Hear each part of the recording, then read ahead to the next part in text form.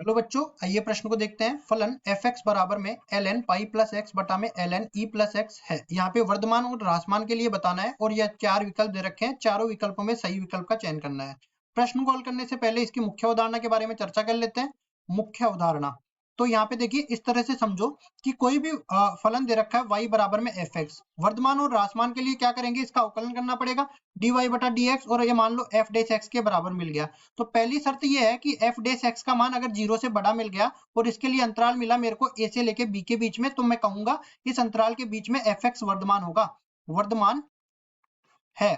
और दूसरा हमारे पास, अगर मान लो कि f डैश x का मान 0 से छोटा मिल गया और इसके लिए अंतराल मिला c से लेके d के बीच में, तो इस अंतराल के बीच में fx जो है ह्रासमान है, ह्रासमान है। अब देखो, हम लोग एक चीज यहाँ पे बता देते हैं, क्या कि यहाँ पे जितने भी ये विकल्प दे रखे हैं उन सब में जो है अपने पास अंतराल 0 से बड़ा लिया गया है। तो यहाँ पहले ही मैं निर्धारित कर देता हूँ, x का मान 0 से बड़ा लेना है, मतलब x का मान 0 से लेके अनंत के बीच का अंतराल हमें लेना है। दूसरी चीज हम लोग ये बता देते हैं कि पाई का मान जो है ये अपरिमेय संख्या है, इसका लगभग मान 3.14 के बराबर होता है। ये भी एक अपरिमेय संख्या है, इसका लगभग मान 2.7 के बराबर होता है। तो यहाँ पे 1 से बड़ा होगा ई का मान और पाई से छोटा होगा ई का मान।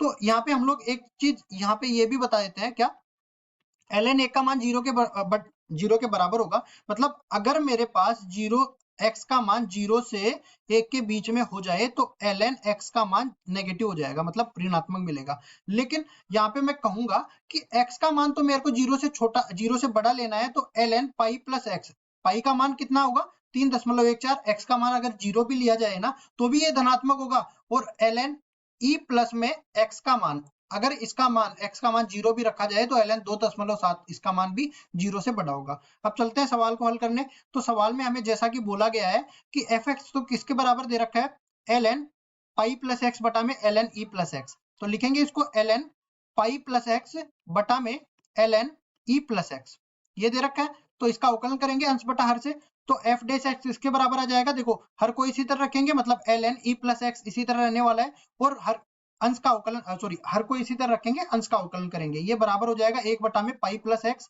और इसी तरह माइनस में अब अंश को इसी तरह रखेंगे ln पाई प्लस एक्स, और हर का अवकलन कर देंगे जो कि बराबर हो जाएगा 1 बटा में ई प्लस एक्स, और नीचे भाग लग जाएगा हर के वर्ग का, तो ये बराबर हो जाएगा ln ई प्लस एक्स इस पूरे का वर्ग। आगे लघुत्तम लेने के बाद इसको सरल करते हैं तो ये बराबर हो जाएगा f डैश x बराबर में ई प्लस एक्स, सॉरी हाँ ठीक है, ई प्लस एक्स, और गुणा में हो जाएगा ln ई प्लस एक्स। आगे बढ़ते हैं और ये अपने पास किसके बराबर बन जाएगा, देखो एल ई प्लस एक्स गुणा में ln ई प्लस एक्स, ये पाई प्लस एक्स इधर गुणा हो जाएगा, तो ये कुल मिला के माइनस में पाई प्लस एक्स गुणा हो जाएगा ln पाई प्लस एक्स से। और नीचे क्या चला जाएगा, लघुत्तम लेने के बाद नीचे चला जाएगा, एक तो ये ई प्लस एक्स चला जाएगा, एक पाई प्लस एक्स चला जाएगा, और पहले से क्या था ln ई प्लस एक्स इस पूरे का वर्ग था पहले से। तो देखिए हमें पता है कि x का मान तो हमें धनात्मक लेना है, धनात्मक मान के लिए ये भी धनात्मक होगा, ये भी हमने बता दिया धनात्मक है, ये भी धनात्मक है, ये भी धनात्मक है, और नीचे वाला तो पूरा धनात्मक है। ठीक है जी, अब हमें ये चेक करना है कि इन दोनों में से कौन सा बड़ा है। तो हमें पता है कि पाई का मान ई से बड़ा है, ठीक है, तो पाई प्लस एक्स का मान भी ई प्लस एक्स से बड़ा होगा।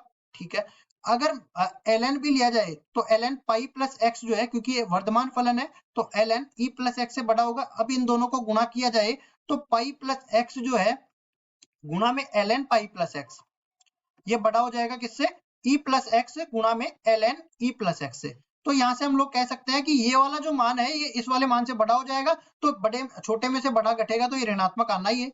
तो ये पूरा मान जो है 0 से छोटा आ जाएगा, मतलब मैं कहूंगा कि f डैश x 0 से छोटा आ जाएगा। कब, जब x का मान 0 से बड़ा होगा। तो मैं कहूंगा fx जो है एक ह्रासमान फलन है, ह्रासमान फलन है। और कौन से अंतराल के लिए, x जब 0 से लेके अनंत के बीच में आ जाएगा। तो देखो कौन से विकल्प में ऐसा दे रखा है, ये बी विकल्प में दे रखा है, तो बी विकल्प बिल्कुल सही उत्तर हो जाएगा। आशा करता हूँ ये सवाल आपको समझ में आया होगा। धन्यवाद।